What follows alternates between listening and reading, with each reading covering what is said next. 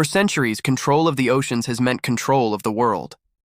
Every empire that ever sought dominance, from the British Royal Navy in the 18th century to the United States in the 20th, has understood one brutal truth. The nation that commands the seas commands the future. But in today's world, this struggle for maritime supremacy has entered a new and terrifying era. The waves no longer belong to one power alone. The oceans have become a chessboard, and the pieces are colossal ships of war: aircraft carriers, nuclear submarines, destroyers, and stealth frigates.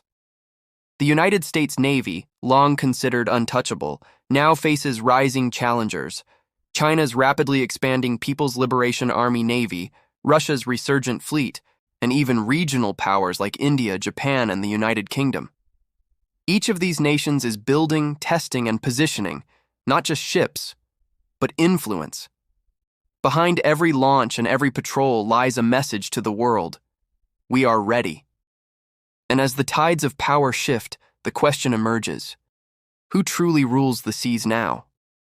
The United States Navy remains, by most standards, the most powerful maritime force in history. With more than 480 deployable ships, 11 nuclear-powered aircraft carriers, and an unmatched global logistics network, the U.S. Navy can project power anywhere on Earth within hours. Its aircraft carriers are floating cities, each one capable of carrying 90 warplanes, powered by twin nuclear reactors, and operating for decades without refueling. No other navy has this combination of scale, technology, and reach. The U.S. fleet patrols every ocean, protecting global trade routes, ensuring energy security, and maintaining alliances through sheer presence. But this dominance comes at a cost, both financial and strategic.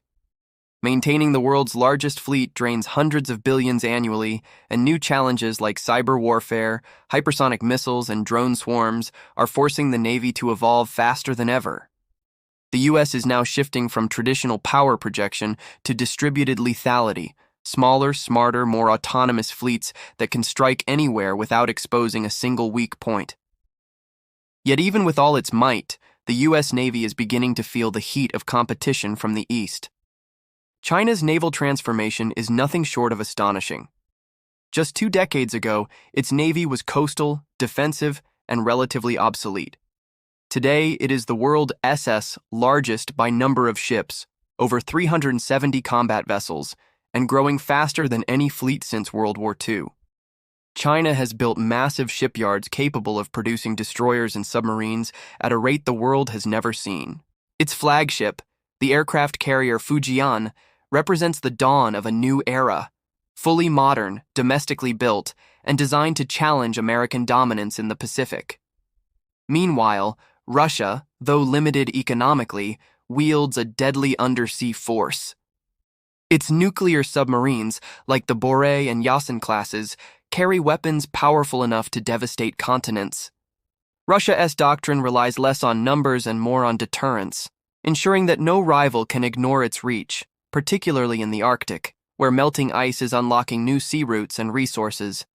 Together, China and Russia are reshaping the world's maritime balance, one expanding by sheer industrial might, the other leveraging experience and stealth.